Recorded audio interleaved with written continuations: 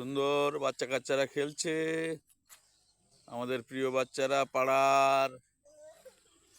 ওদের মাঝে আমি অনেক আনন্দ খুঁজে পাই, যেন আমার ছোট্টবেলার জীবনগুলো।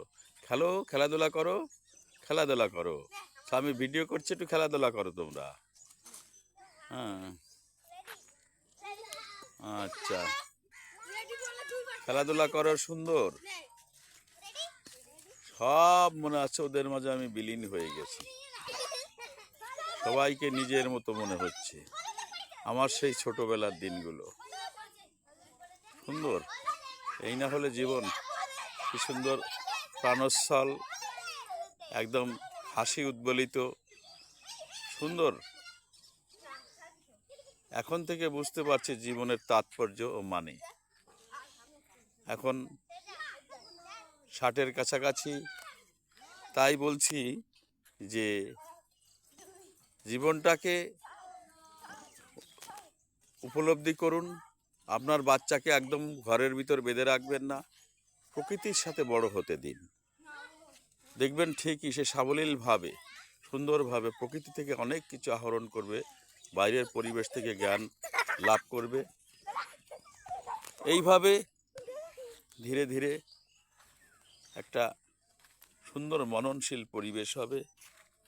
আপনার বাচ্চার ভিতর থাকবে না কোনো অহংকার, থাকবে না কোনো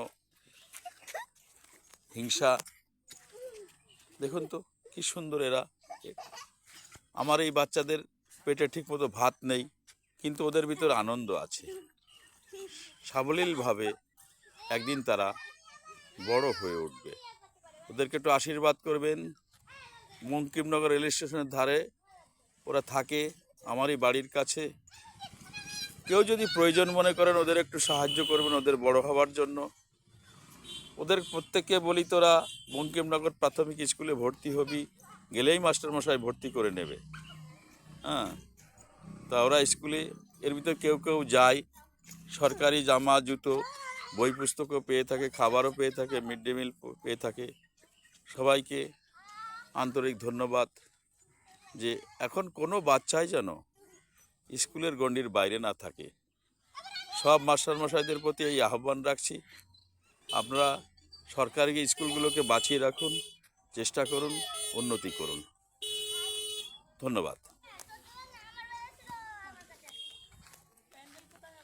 হয়ে গেছে।